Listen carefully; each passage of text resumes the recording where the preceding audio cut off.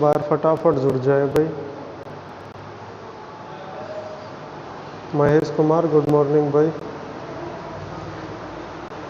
कीर्ति, वनीता, मोहित, तेजपाल, सभी को good morning भाई, है ना। चलो अब हम आज की क्लास स्टार्ट करते हैं। तो एक बार पहले तो ये बता दो फटाफट भाई, मनीषा, सौरभ, परवीन, हैप्पी नमस्ते भाई, गुड मॉर्निंग भाई, है ना। तो एक बार फटाफट ये बता दो कि आवाज़ सही आ रही है कि नहीं आ रही है भाई। बाकी मैं भी चेक कर लेता हूँ, आवाज़ सही आ रही है। देखो अच्छा, क्वेश्चन नंबर जो 15 था ये हमारा रह गया था भाई, है ना।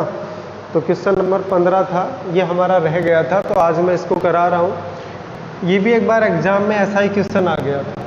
देखो इस एक्सरसाइज में से एक क्वेश्चन 1 नंबर का आएगा, एक क्वेश्चन 3 नंबर का आएगा भाई। अब ये आपको सिलेक्ट करना है कि सर कौन सा क्वेश्चन हमें आता है, कौन सा नहीं आता है। नहीं आता है उस पर मार्क लगा लो भाई, या तो मैं उसको रिपीट करवा दूंगा या फिर आप मेरे पास व्हाट्सएप पे भेज देना। एक दिन मैं स्पेशल क्लास इसी के लेने वाला हूँ, जो तुम्हारी समस्या है उनका सॉल्यूशन करने वाला हूँ भाई, ठीक है। तबीयत मेरी, देखो आप बहुत सारे विद्यार्थी पूछ रहे थे कि सर ये तबीयत के क्या हुआ। देखो मेरे जो किडनी है इनके अंदर स्टोन है जिसको हम बोलते हैं पथरी, और इसमें एक नहीं 4 है भाई। तो काफ़ी बार क्या होता है कि आपको पता ही है, छोड़ो तुम इन बातों को, क्वेश्चन पे ध्यान दो। देखो एक मूल x = 2 है तो शेष मूल ज्ञात कीजिए। पहले तो ये कहा गया, देखो क्वेश्चन मैं एक बार बता देता हूँ कि सिद्ध कीजिए कि, क्वेश्चन क्या है, क्वेश्चन ये है कि सिद्ध कीजिए कि इस सारणी का एक मूल x = 2 है तथा इसके शेष मूल ज्ञात कीजिए। मतलब हमसे 2 चीज पूछ रहा है भाई। जितेश भाई ट्रीटमेंट चल रहा है तभी तो प्रॉब्लम है। अब वो दवाई जो मेडिसिन है वो ऐसी है कि उनसे नींद आने लग जाती है। देखो अब क्वेश्चन पे ध्यान दो, बाकी बाद में देखेंगे जो भी होगा। देखो ये हो गया। अच्छा, इस क्वेश्चन का ये कहा गया कि प्रूव करके दिखाना है कि एक मूल x = 2 है तथा शेष मूल ज्ञात कीजिए भाई। मूल आपने 10th क्लास में पढ़े होंगे जिनको हम जीरोज बोलते हैं। इंग्लिश में क्या बोलते हैं? जीरोज। शून्यांक ज्ञात कीजिए, यानी x की वैल्यू ज्ञात कीजिए भाई। तो देखो इसके बराबर 0 दे रखा है। अब सिद्ध करने के 2 तरीके हैं आपके पास। सिद्ध करने के 2 तरीके हैं। सर कैसे? एक बात बताओ मेरे को, मैंने लिख दिया x² + 2x और -3, x² + 2x - 3 = 0, ठीक है। अब मैं आपको ये कहूँ कि सर ये एक द्विघात समीकरण है और ये एक द्विघात समीकरण है, तो मैं ये कह सकता कि सर मान लीजिए इसका एक शून्यांक x = 1 आ गया, इसका एक शून्यांक क्या आ गया? x = 1 आ गया। जो इसका एक 0 है, जो एक मूल है वो 1 आ गया। मूल का मतलब होता है कि ऐसा x का मान जो समीकरण को संतुष्ट करता है, यानी इस समीकरण के लिए x का एक ऐसा मान होता है जो इस समीकरण को संतुष्ट करता है, यानी प्रूव करके दिखाता है, यानी LHS = RHS लेके आता है। जैसे मैंने कहा कि ये समीकरण है और इसका एक मूल x = 1 है। इसका एक मूल क्या है? x = 1 है। तो x = 1 पर ये समीकरण संतुष्ट होनी चाहिए, यानी LHS और RHS दोनों बराबर आने चाहिए भाई। कैसे? देखो x की जगह 1 लिखोगे तो 1, फिर प्लस x की जगह 1 लिखोगे तो ये हो गया 2, फिर -3 = 0। देखो 3 - 3 0 = 0, यानी मैं कह सकता हूँ कि सर x = 1 है, वो इस समीकरण का एक मूल है। ये आपने 10th क्लास में पढ़ा होगा भाई। अमन शर्मा कह रहा है कि सभी लाइक करो। कर दो भाई, कोई दिक्कत नहीं है, लाइक तो करना भी चाहिए। अमन शर्मा कह रहा है सर कहीं कोरोना तो नहीं हो गया। भाई कोरोना तो अभी नहीं हुआ है, हो जाएगा तब मैं बता दूंगा। ठीक है, चलो x बराबर 1 है। अरे मैंने अभी बताया ना कोरोना नहीं हुआ है भाई, पथरी है, पथरी स्टोन, और वो भी किसमें है, किडनी के अंदर है। कोरोना होगा तब मैं बता दूंगा। x = 1 है तो यहाँ 1 रख दो इसके अंदर, तो मैं कह सकता हूँ कि सर जो x = 1 है ये इस समीकरण का एक मूल है। इससे एक बात सिद्ध होती है कि यदि कोई समीकरण दी गई है और उसका कोई मूल हमें ज्ञात है तो वो मूल इस समीकरण में रखने पर इसका LHS और RHS पार्ट दोनों बराबर आएंगे भाई। ठीक है, चलो तो यही बात मैं यहाँ समझाना चाह रहा हूँ भाई। देखो यहाँ पर कैसे लागू होगी ये समझना भाई, यहाँ पर कैसे लागू होगी। एक मूल x बराबर 2 है, दो तरीके से सिद्ध कर सकते हैं भाई। पहला तरीका बता रहा हूँ, अगर x बराबर 2 एक मूल है, एक मूल है, तो अभी मैंने बताया यदि किसी समीकरण का कोई मूल आपको पता हो तो x बराबर 2 इस सारणिक में रखने पर इसका LHS और RHS पार्ट बराबर आना चाहिए भाई। अगर दोनों बराबर आ जाते हैं तो हम कह देंगे कि सर x बराबर 2 एक मूल है। अभी मैं बता भी चुका हूँ, यदि किसी समीकरण का कोई मूल है वो उस समीकरण के अंदर रखने पर वो समीकरण को संतुष्ट करता है। क्वेश्चन के अनुसार ये एक मूल है, जब ये एक मूल है तो ये समीकरण को संतुष्ट करना चाहिए, मतलब इस सारणिक का मान और = 0 आना चाहिए भाई। देखो x की जगह 2 लिखना भाई, अभी लिखते हैं। देखो यहाँ लिखा आपने 2, फिर है -6, फिर है -1। यहाँ की बात करें तो यहाँ 2, फिर है x की जगह आपको लिखना है 2, तो ये हो गया -6, और फिर यहाँ पे लिखोगे आप 2, तो यहाँ पे आ गया -1। ठीक है, उसके बाद है -3, फिर 2 गुणा 2 करोगे तो 4, और फिर यहाँ पे करोगे तो 4। इसका मतलब ये हुआ, मेरे को बताना कि सर R1 = R2, R1 और R2 दोनों बराबर है, तो इस सारणिक का मान यानी इस सारणिक का मान यानी डेल्टा, इस सारणिक का मान 0 हो जाएगा, और 0 = मैं कह सकता हूँ कि सर RHS है भाई। बताओ, इसका मतलब मैं कह सकता हूँ कि x बराबर 2 सारणिक को संतुष्ट करता है। x बराबर 2 सारणिक बोल दो या इस समीकरण को, देखो ये समीकरण ही तो है, ये x बराबर 2 समीकरण को संतुष्ट करता है। x बराबर 2 समीकरण को संतुष्ट करता है, संतुष्ट करता है। इसलिए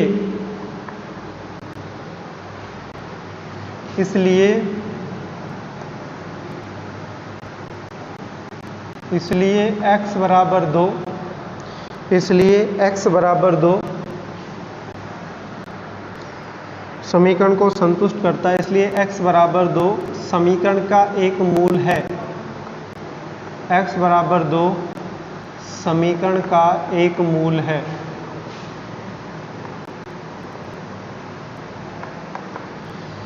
पहला क्वेश्चन यही था कि सिद्ध करके दिखाओ कि x बराबर 2 इस समीकरण का एक मूल है। तो बिल्कुल सिंपल तरीके से बताया भाई, गुड मॉर्निंग। एक सिंपल तरीके से बताया है कि अगर इसका x बराबर 2 एक मूल है तो इस समीकरण के रखने पर समीकरण को संतुष्ट करना चाहिए। जैसे मैंने x की जगह 2 लिखा तो ये एक सारणिक आई, और जब ये एक सारणिक आ गई तो हम कह सकते हैं कि सर इसका R1 और R2 ये रहा।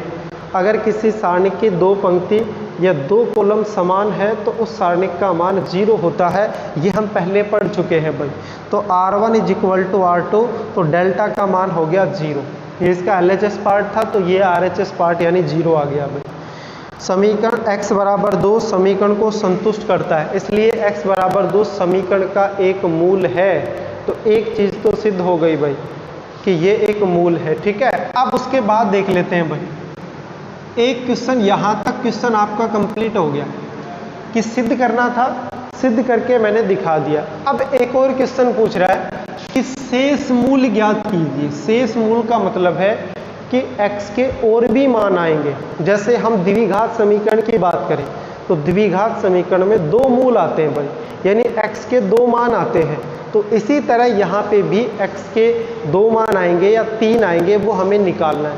एक तो क्वेश्चन में दिया गया था, बाकी आपको और निकालना है। तो फिर से हमें इस समीकरण को यूज करना पड़ेगा भाई। समीकरण है x -6 फिर -1 2 -3x x -3 फिर है 2x फिर है x + 2। ठीक है, इज इक्वल टू दे रखा है 0।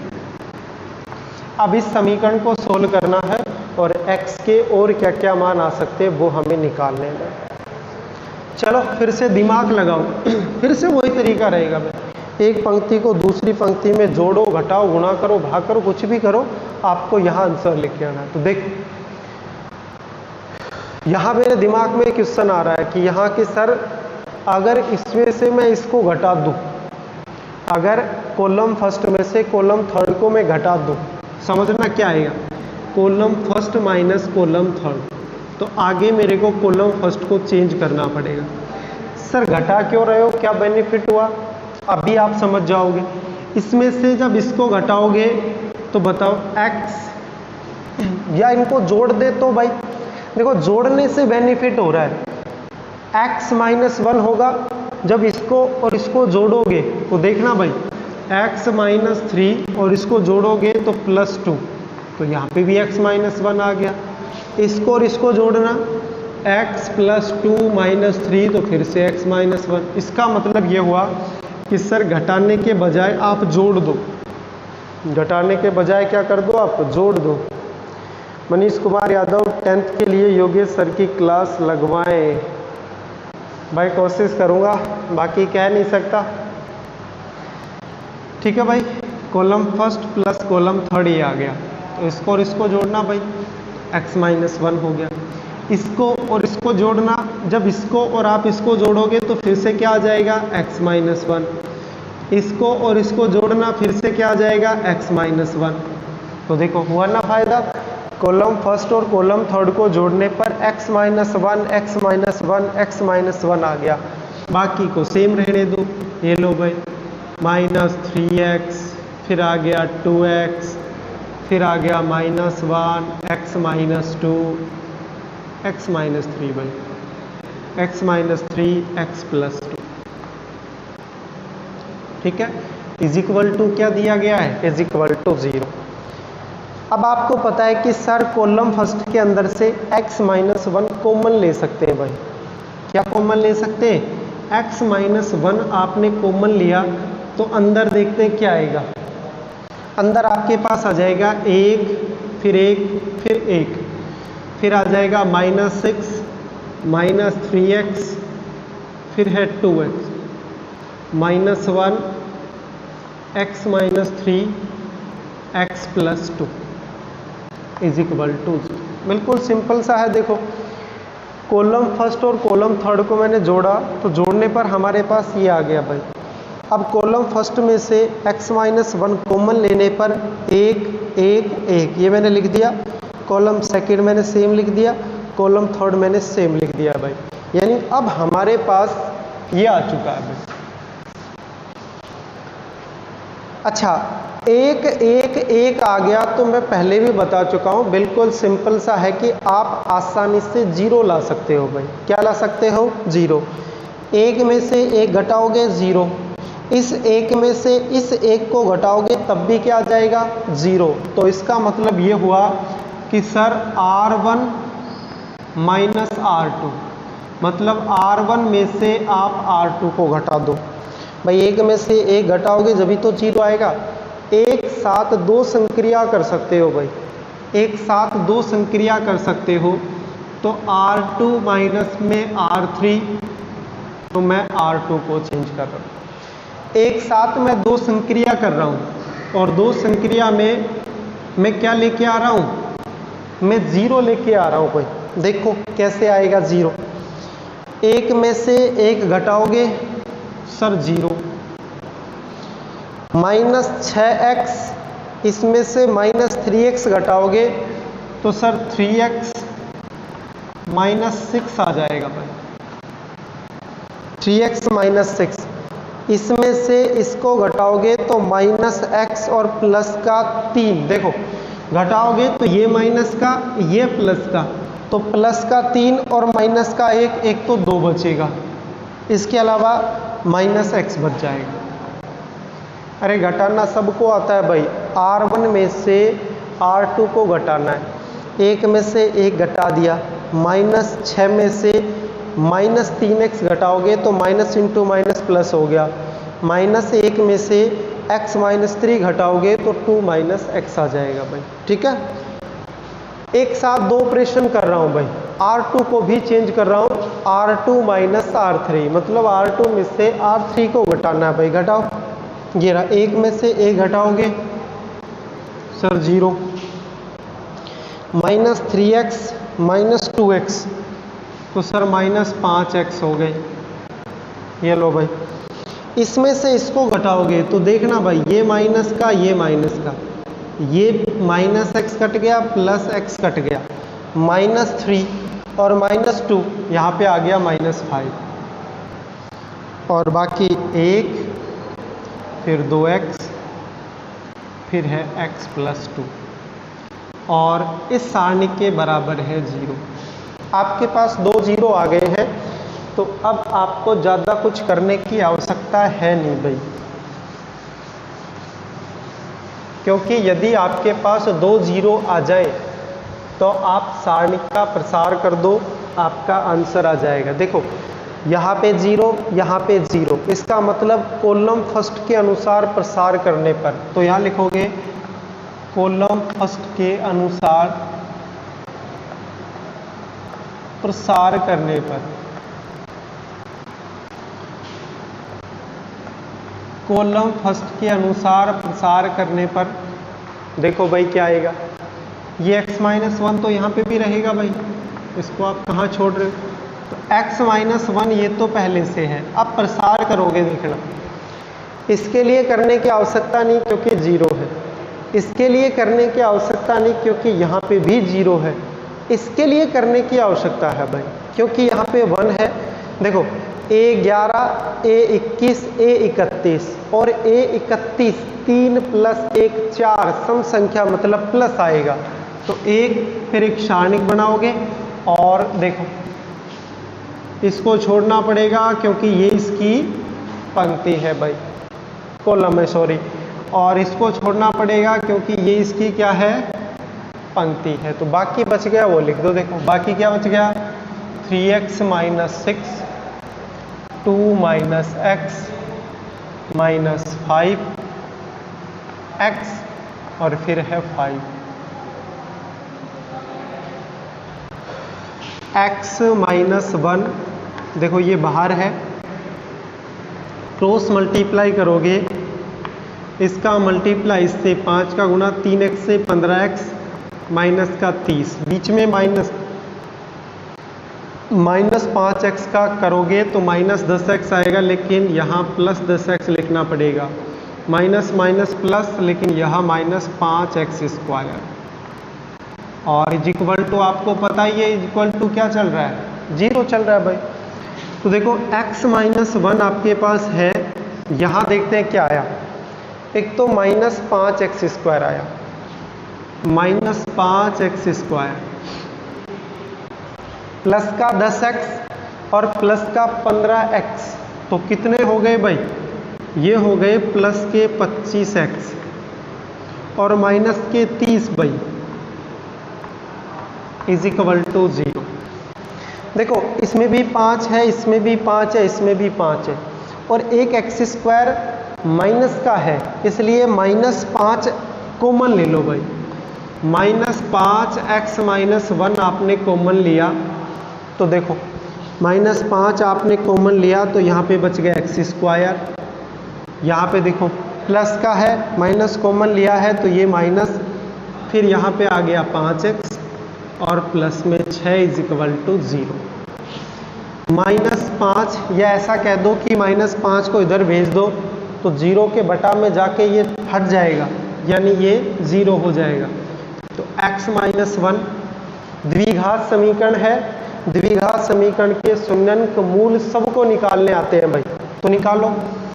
तो x² -3x -2x + 6 is equal to 0, यानी x - 1। x कॉमन लोगे देखो तो x - 3, उसके बाद -2 कॉमन लोगे तो x - 3 इज इक्वल टू क्या है 0। बाकी मैं इधर कर देता हूं, देखो बाकी क्या आया, x - 1 x - 3 x - 3 और क्या आया x - 2 इज इक्वल टू 0। इसका मतलब है कि जो ये समीकरण है इसके 3 मूल आएंगे भाई। कितने मूल आएंगे? 3 आएंगे। या तो इसकी वैल्यू 0, देखो भाई इसकी पूरे की वैल्यू 0 है तो ये 3 कंडीशन हो सकती है। या तो इसकी वैल्यू 0 होनी चाहिए, अगर इसकी वैल्यू 0 तो 0 का गुणा इनसे होगा तो 0, या इसकी वैल्यू 0 या इसकी वैल्यू 0। तो हम कह सकते हैं कि sir x - 1 is equal to 0, तो x is equal to 1, x - 3 is equal to 0, तो x is equal to 3, x - 2 is equal to 0, तो x इज इक्वल टू 2। यानी आपके पास 3 वैल्यू आ गए। ये आपका आंसर है, ये आपका आंसर है, ये देखो इसका मूल है, ये आपको पहले से दे रखा है। अगर आप डायरेक्ट इस तरीके से प्रसार करके निकाल दोगे तब भी आप कह सकते हो, देखो सिद्ध हो रहा है कि एक मूल x बराबर 2 है। तो देखो आपका एक मूल x बराबर 2 आ रहा है, फिर कह रहा है शेष मूल बताओ। तो शेष मूल आपके कौन से होंगे? शेष एक तो होगा 1 और एक कौन सा होगा 3। ये आपका आंसर हो गया। इतना डिफिकल्ट नहीं था, सिंपल सा ही था। बहुत सारे विद्यार्थियों को ऐसा लगा है कि सर डिफिकल्ट है।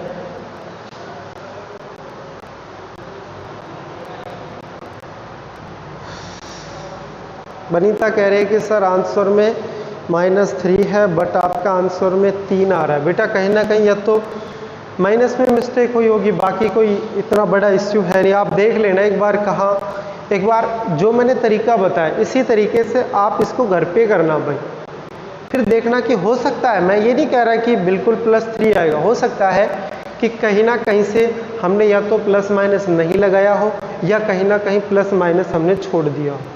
ठीक है, -5 आएगा। कहाँ -5 आएगा मेरे भाई? अच्छा यहाँ देखो, ये इसकी वजह से गलत हुआ है भाई।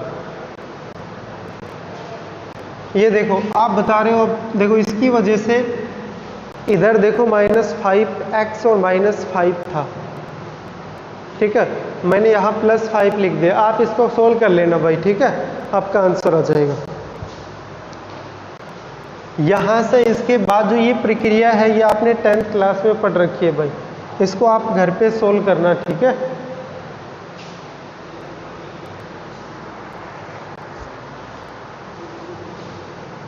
बाकी नेक्स्ट क्वेश्चन करा रहा हूँ अब मैं।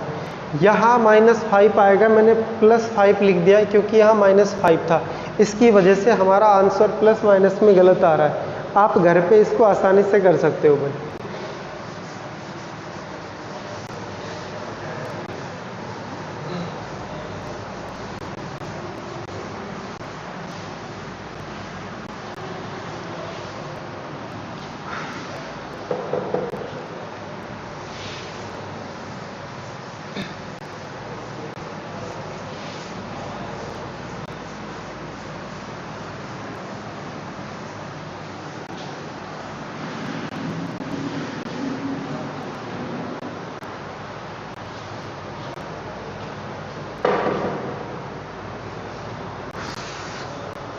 चलो अगला क्वेश्चन देखते हैं भाई।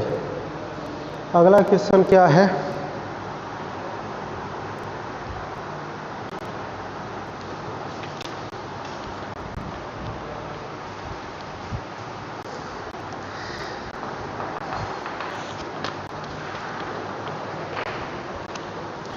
अगला क्वेश्चन है हमारे पास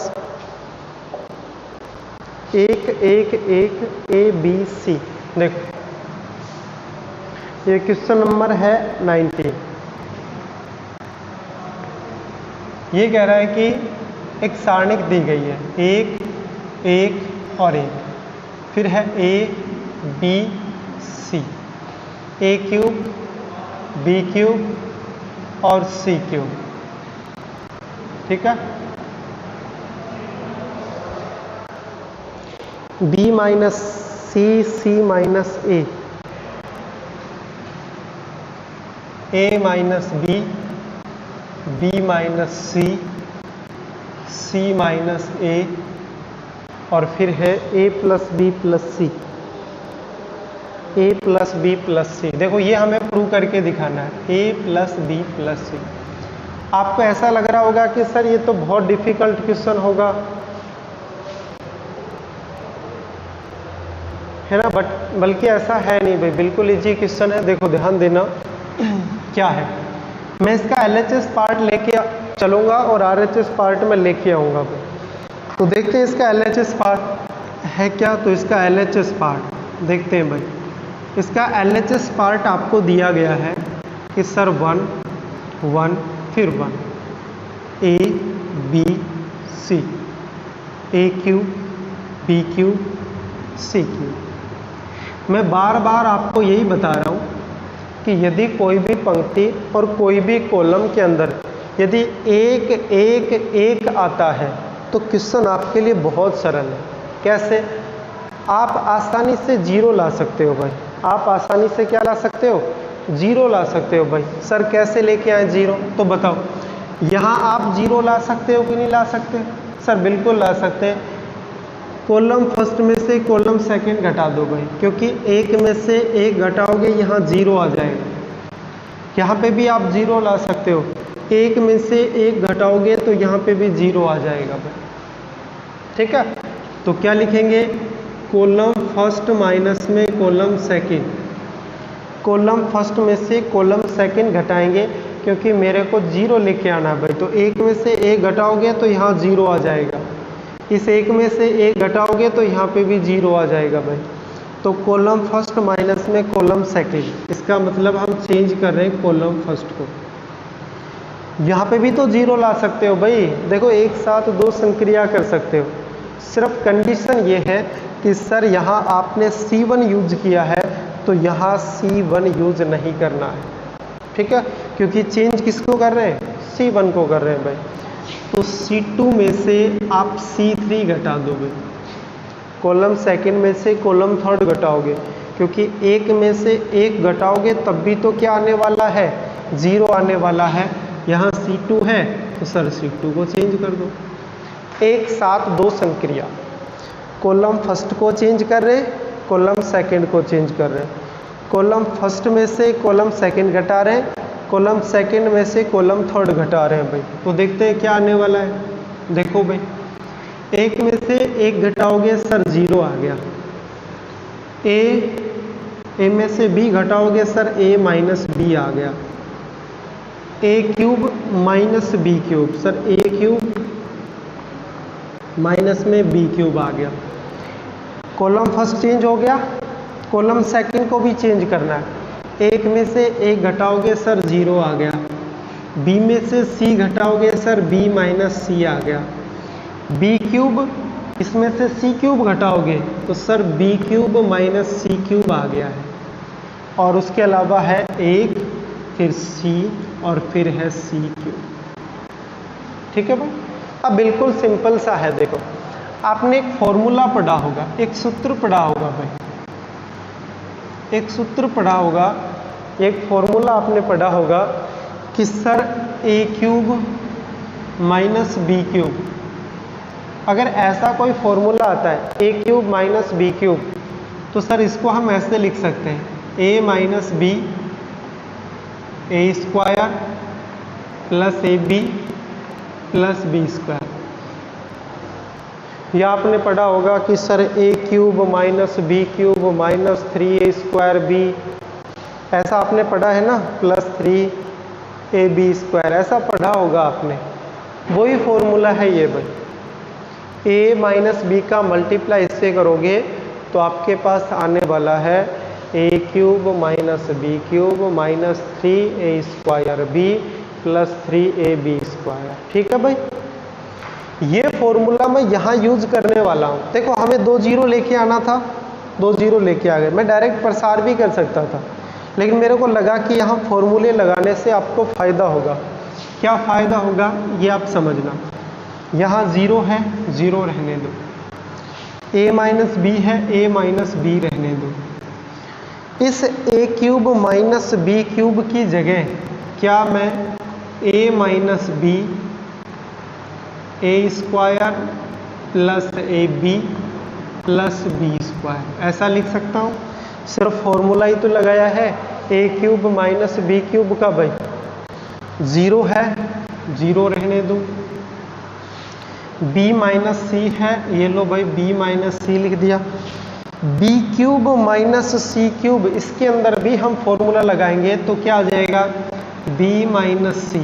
देखो यहाँ ए बी था, यहाँ आ गया बी और सी, तो b minus c b square plus b c और plus c square. Column third same रहेगा, 1 सी, फिर आ गया सी क्यूब। एक बार फिर से थोड़ा रिपीट कर देता हूँ। अगर 1 1 1 आता है, कॉलम फर्स्ट में से सेकंड घटाया, 0 आने वाला है। कॉलम सेकंड में से थर्ड घटाओगे तो फिर से 0 आने वाला है। आपके पास ये आ गया। अब यहाँ मैंने ए क्यूब माइनस बी क्यूब का फॉर्मूला लगाया है, बी क्यूब माइनस सी क्यूब, यही फॉर्मूला फिर से मैंने रिपीट किया है। कॉलम थर्ड जैसा था सेम लिख दिया। देखो ए माइनस बी इसके अंदर भी है, ए माइनस बी इसके अंदर भी है, और 0 के अंदर सब कुछ कॉमन होता है भाई।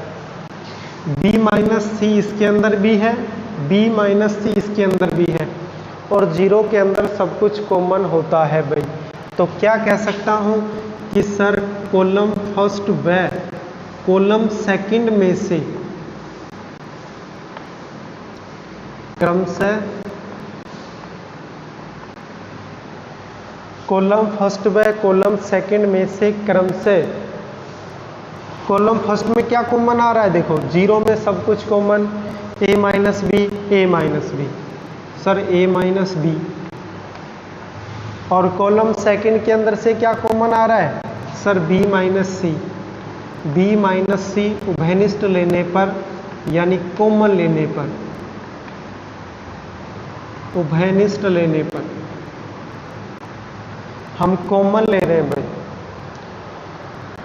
ठीक है भाई, तो कॉमन लोगे तो यहां से आ गया सर a माइनस बी,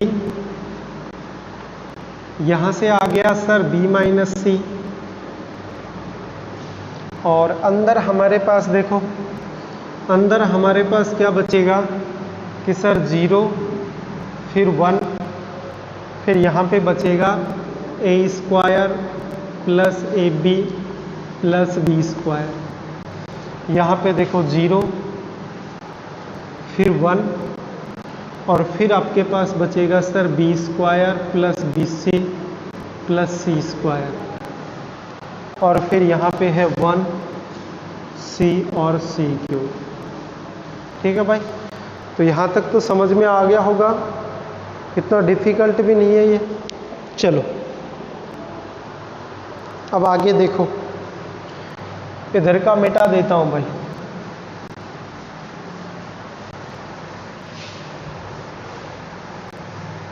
और ये हमें आंसर लेके आना है भाई।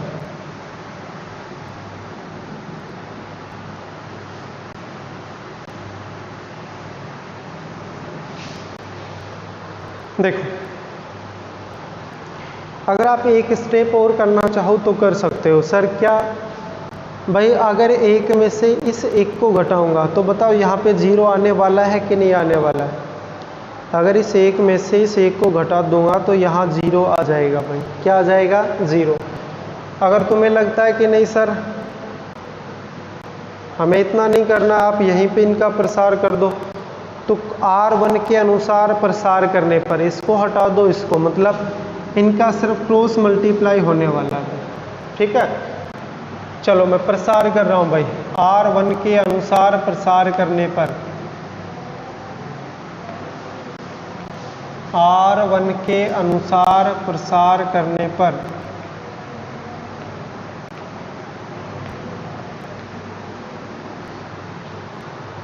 R1 के अनुसार प्रसार करने पर a minus b, b minus c, ये तो बाहर है, अंदर देखो। इसके लिए करने की आवश्यकता नहीं है, इसके लिए करने की आवश्यकता नहीं है, सिर्फ इस अवयव के लिए करना है।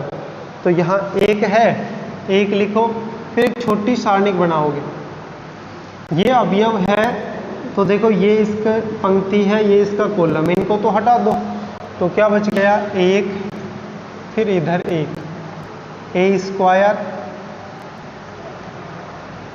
Plus a b plus b square, यहाँ पे है b square plus b c plus c square. चलो भाई, तो हमारे पास है a माइनस बी, फिर है b minus c, cross multiply करना भाई, इसका मल्टीप्लाई इससे करोगे तो b square plus b c plus c square, बीच में माइनस, इसका मल्टीप्लाई इससे करोगे तो माइनस, यानी ये सारे माइनस के हो जाएंगे भाई। A square minus a b minus b square. ठीक है, अब इनको सोल्व करेंगे, हमारा आंसर आ जाएगा भाई a minus b, b minus c, अंदर देखो, plus b square minus b square मैंने कैंसिल कर दिया है। अब आपके पास बच गया है, देखो ध्यान से समझना, यदि मैं इसकी बात करूं, अगर मैं इन दोनों की बात करूं तो इन दोनों में से c कॉमन ले सकते हैं। देखो इसमें c स्क्वायर है, इसमें बी सी है, तो c कॉमन लेने के बाद आपके पास c प्लस बी बच जाएगा। क्या बच जाएगा? c प्लस बी बच जाएगा।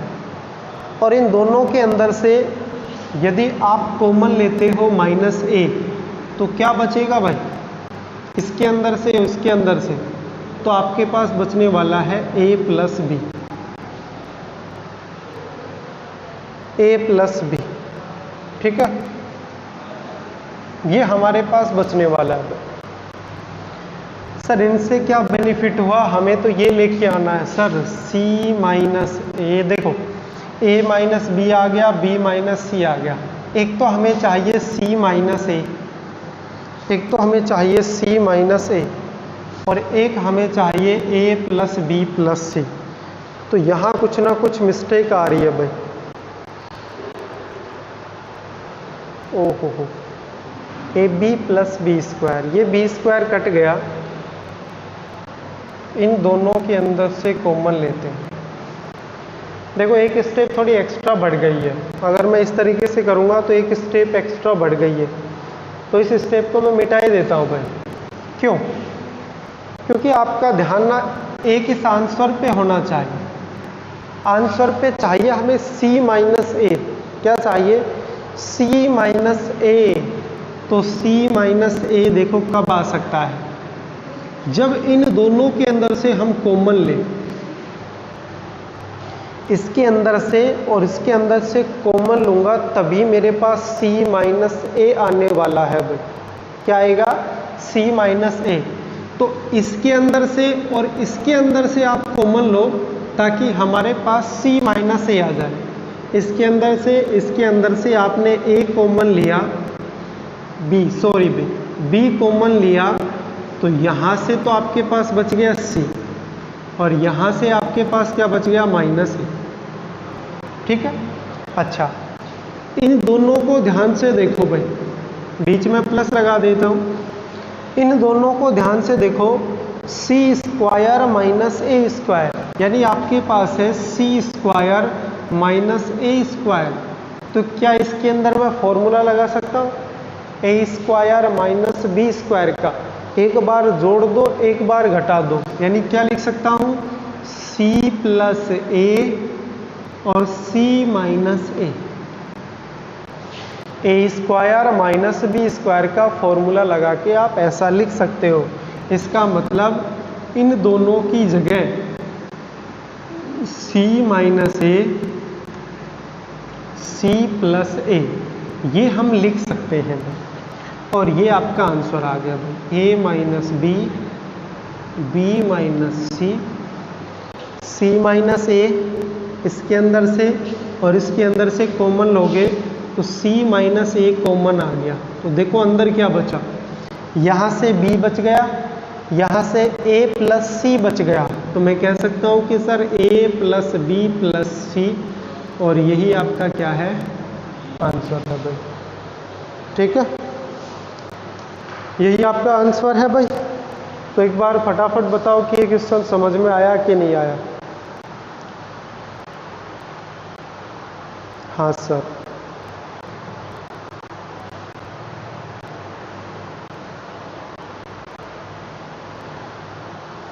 Yes sir. चलो भाई, चलो नेक्स्ट क्वेश्चन देख लेते हैं।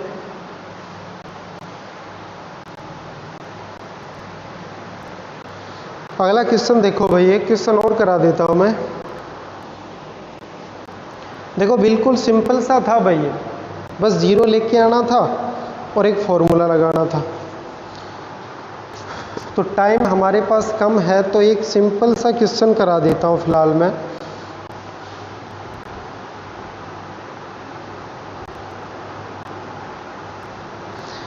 देखो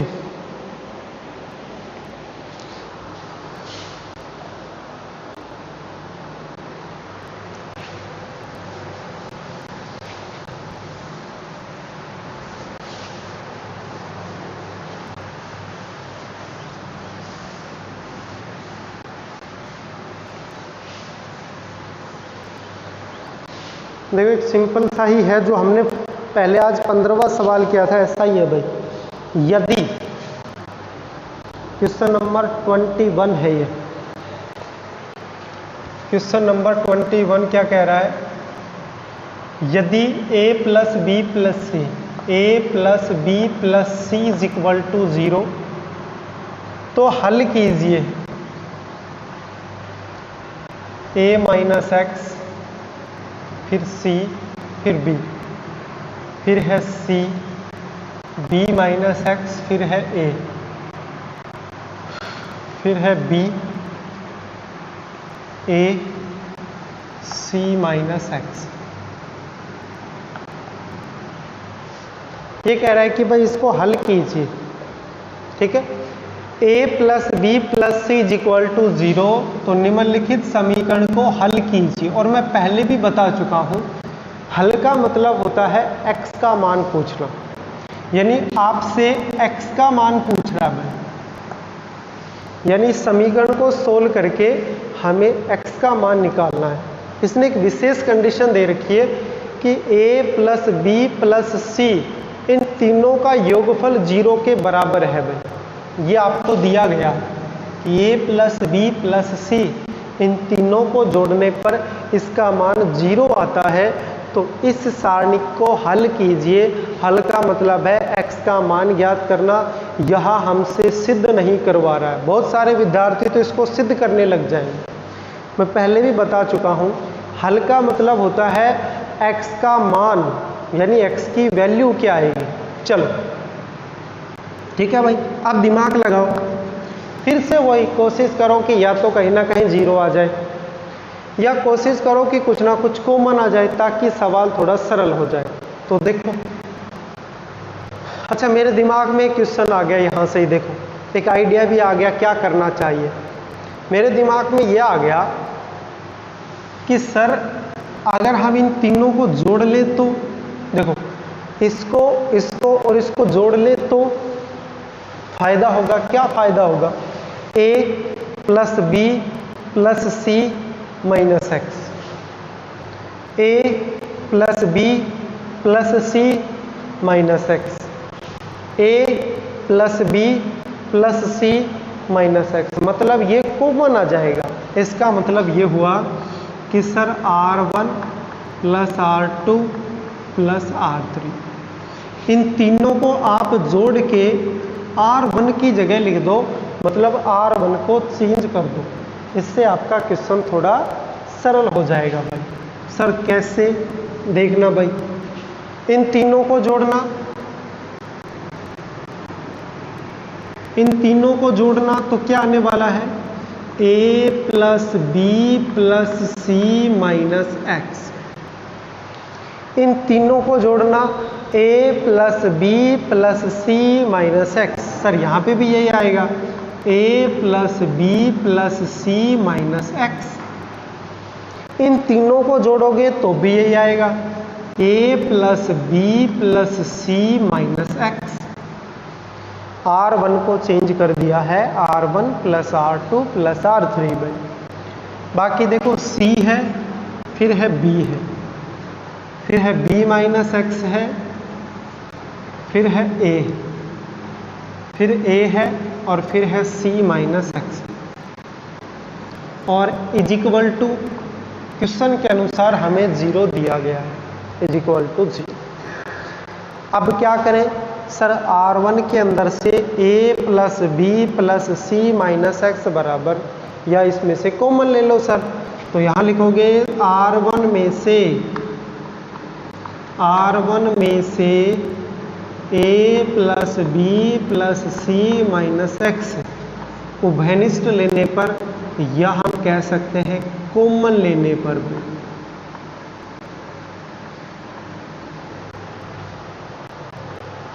ठीक है, कॉमन लेने पर देखना क्या आने वाला है। जैसे ही आप कॉमन लोगे, एक एक एक, सर यहाँ एक आएगा, यहाँ एक आएगा, यहाँ एक आएगा। बाकी sir C B minus x, फिर A, फिर आएगा B, फिर A, फिर आ जाएगा C माइनस एक्स, और इज इक्वल टू 0। और कॉमन क्या आया था, कॉमन आया था a plus b plus c minus x.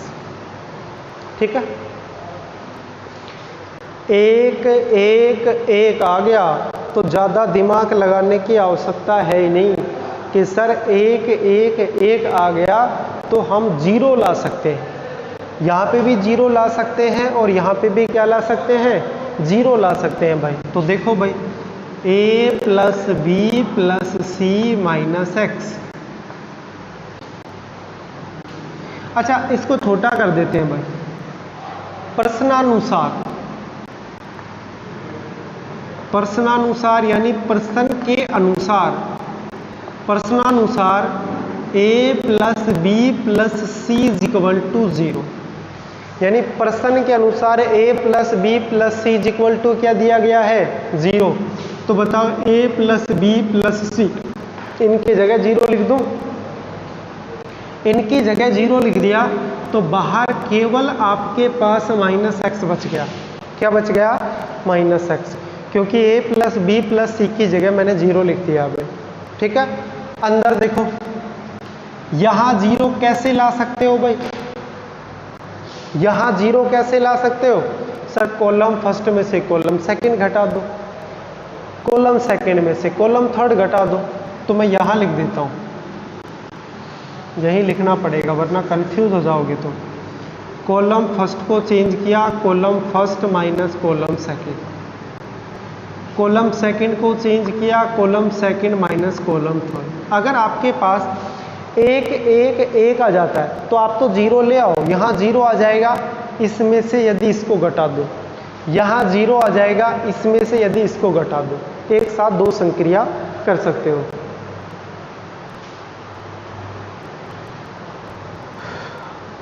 कीर्ति कह रही है कि सर R1 में a plus b plus c is equal to 0, बिल्कुल सही है बेटा, यहाँ लिख दो चाहे कॉमन लेके बाहर लिख दो, बात एक ही है। तो आप लास्ट पर भी लिख सकते थे, यहाँ मैंने a plus b plus c is equal to 0 लिख दिया। अब देखो बाहर बच गया माइनस एक्स, बाहर क्या बच गया, माइनस एक्स बच गया ओनली है, क्योंकि इसकी जगह तो मैंने 0 लिख दिया।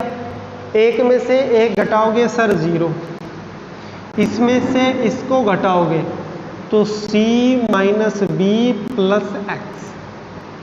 अरे ये माइनस का हो जाएगा, ये प्लस का हो जाएगा। b में से a को घटाओगे तो सर b माइनस ए। इधर देख लो, 1 में से 1 को घटाओगे सर 0, इसमें से इसको घटाओगे तो sir b minus a minus x. ठीक है भाई, इसमें से इसको घटाओगे तो a minus c plus x. घटाना सबको आता है भाई, 1 a c माइनस एक्स और इज इक्वल टू क्या है, इज इक्वल टू है 0। अब हमें इसका प्रसार करना है भाई, अब हमें इसका क्या करना है, प्रसार करना है। देखो इनको मिटा देता हूँ, जैसे ही प्रसार करेंगे तो हमारा आंसर आ जाएगा भाई।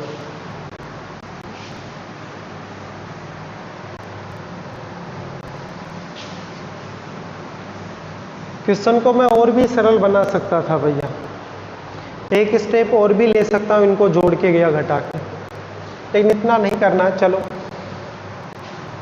प्रसार करने पर माइनस एक्स है, बाहर है, इसको तो रहने दो। प्रसार करोगे किसके अकॉर्डिंग, R1 के अनुसार, तो यहां लिखोगे R1 के अनुसार प्रसार करने पर, R1 के अनुसार प्रसार करने पर,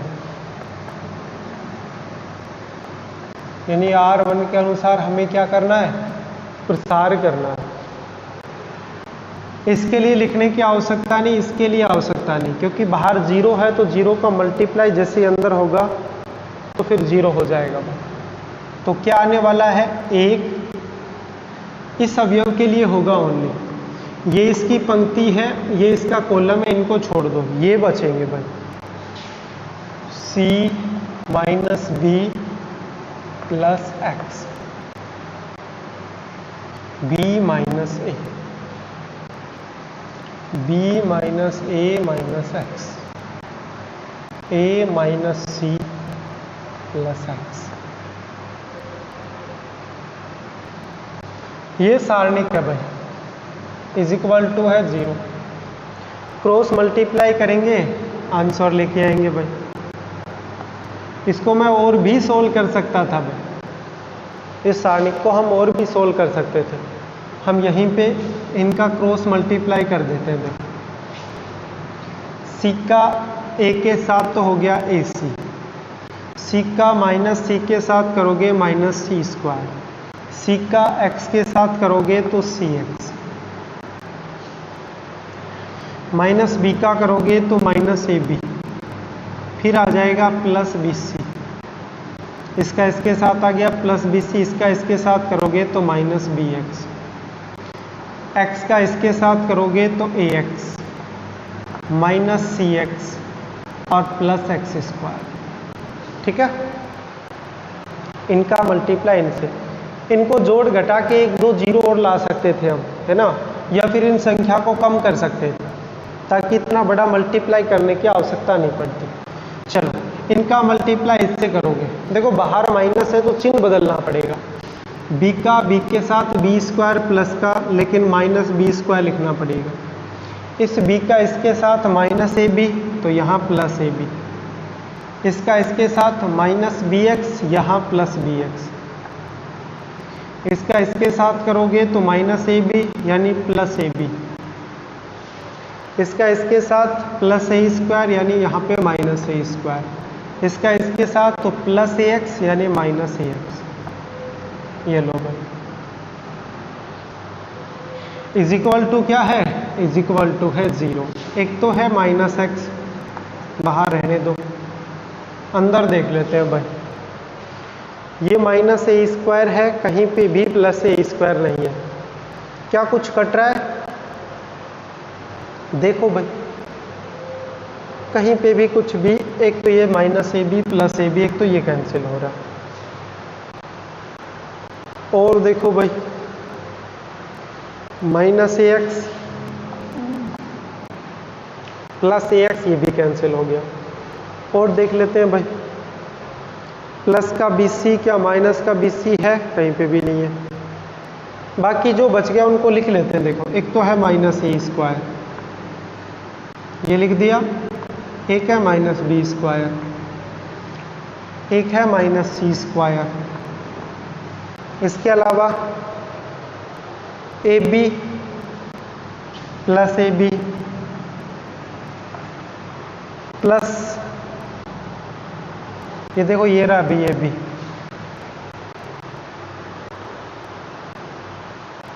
प्लस और देख लो प्लस बी सी और देखो प्लस सी ए, देखो ये रहा, ये लिख दिया, ये लिख दिया, प्लस सी ए, फिर प्लस बाकी कौन कौन रह गया, सी एक्स, ए एक्स भी मिलेगा कहीं ना कहीं, देखो ये minus b x plus b x cut गया, और भी कट जाएंगे देखो कुछ, plus c x minus c x ये भी कट गया, देखो अपने आप ही कट गए, तो ये बच गया हमारे पास। बाकी बच कौन गया, एक तो प्लस एक्स स्क्वायर बच गया, इसके अलावा देखो एक तो है प्लस एक्स स्क्वायर, ठीक है, ये आपके पास बच गया। अब a square minus a square minus b square minus c square, अब आपके पास दो पार्ट बन गए भाई, और इसके इक्वल क्या था, इसके इक्वल था 0। देखो या तो इसकी वैल्यू 0 होगी और या इस पूरे की वैल्यू 0 होगी भाई, या तो इसकी वैल्यू 0 या फिर इस पूरे की वैल्यू 0। जब इसकी वैल्यू 0 लिखोगे तो माइनस एक्स बराबर 0, तो x बराबर 0, यानी एक तो आपका आंसर आ गया ये, ठीक है।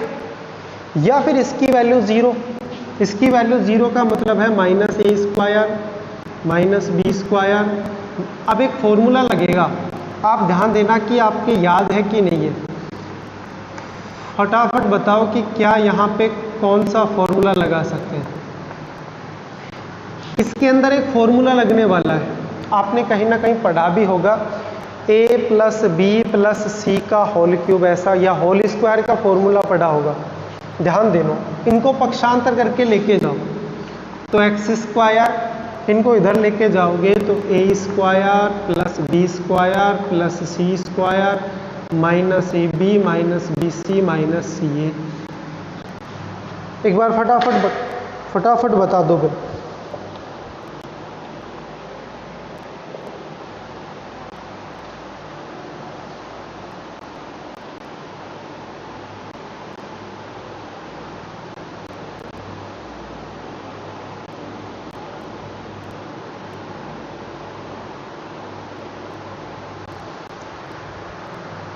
इनके अंदर एक फॉर्मूला लगने वाला है, वो आप ध्यान करो।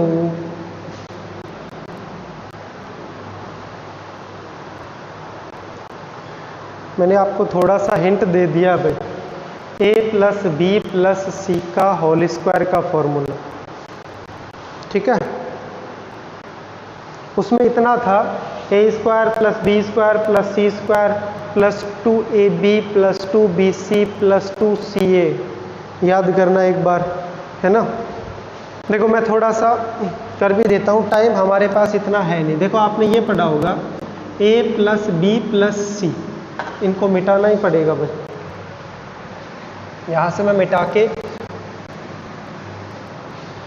देखो a plus b plus c इसका होल स्क्वायर, तो क्या आएगा, a square plus b square plus c square plus 2ab plus 2bc plus 2ca, ठीक है। तो भाई क्या करें, देखते हैं क्या करें। हमारे पास a square plus b square plus c square, तो मैं कह सकता हूँ सर प्रश्न के अनुसार, यानी जो हमारा क्वेश्चन है उसके अनुसार a plus b plus c, इसकी जगह 0 लिख सकता हूँ। अरे a plus b plus c is equal to क्या दिया गया है, 0 दे रखा है, तो 0 बराबर a square plus b square plus c square plus 2ab plus 2bc plus 2ca। और कर देता हूं, देखो। अरे आपको पता होना चाहिए कि भाई पर्सन के अंदर a plus b plus c is equal to 0 दे रखा है, तो इसकी जगह 0 का स्क्वायर करने पर 0 ही तो आने वाला है भाई। बाकी मैं कह सकता हूं इनको पक्षांतर करके इधर लेके आना भाई, तो minus a plus b a square plus b square plus c square. इन तीनों को इधर लेके आओगे तो इधर आपके पास क्या बचने वाला है, 2ab plus bc plus c। या मैं कह सकता हूं कि sir ab plus bc plus ca is equal to, इस दो को इधर लेके आओगे तो sir -1/2 a square plus b square plus c square. आगे आपको करना है भाई, आपके लिए मैं छोड़ रहा हूं यहां से। माइनस कॉमन लेके ये लिख दोगे, अरे यही तो लिखोगे, देखो यही तो आने वाला है, x square is equal to a square plus b square plus c square. इन सब के अंदर से माइनस कॉमन ले लो तो माइनस, तो फिर यहाँ पे यही तो बचेगा a b plus b c plus c a. तो बताओ इसकी जगह ये लिखोगे तो minus into minus plus 1/2 a square plus b square plus c square. इन दोनों, इसको और इसको जोड़ दोगे तो यही तो आएगा, x square is equal to 3/2 a square plus b square plus c square. लेकिन हमें चाहिए एक्स की वैल्यू, अंडर रूट लेना पड़ेगा, तो प्लस माइनस फिर under root 3/2 a square plus b square plus c square. देखो बिल्कुल सिंपल था, बहुत सारे विद्यार्थी यहाँ पे कंफ्यूज हो गए, सर कैसे क्या कर दिया आपने। देखो भाई ये आपने फॉर्मूला पढ़ा होगा, प्रश्न के अनुसार इसकी जगह मैं 0 लिख सकता हूँ क्योंकि a plus b plus c is equal to 0 दिया गया है। ये आपके पास है, इन सबको मैं पक्षांतर करके इधर लेके आऊँगा तो माइनस के होंगे, लेकिन माइनस मैंने बाहर लिख दिया, a square plus b square plus c square. इनके अंदर से मैंने 2 कॉमन लिया तो a b plus b c plus c a बच गया, यही तो है। अच्छा इस 2 को इधर भेज दूंगा तो -1/2 ये लिख दिया मैंने, यही तो आएगा। और इसकी जगह देखो यहाँ से लेकर यहाँ तक इसकी जगह मैंने वैल्यू रख दी, और इसके अंदर से माइनस कॉमन ले लोगे तो तब यही तो आएगा, a b plus b c, और माइनस इंटू माइनस ये हो जाएगा प्लस 1/2 ए स्क्वायर, 1/2 ये, और एक ये पूरा आधा ये, तो 3/2 हो गया। ठीक है, तो आज के लिए इतना ही रहेगा, बाकी हम नेक्स्ट क्लास में पढ़ेंगे। सभी विद्यार्थियों का बहुत बहुत धन्यवाद, thank you, take care, have a nice day, bye. ठीक है भाई, सर अब सो जाओ, बिल्कुल सोने की तैयारी रहेगी अब। ठीक है,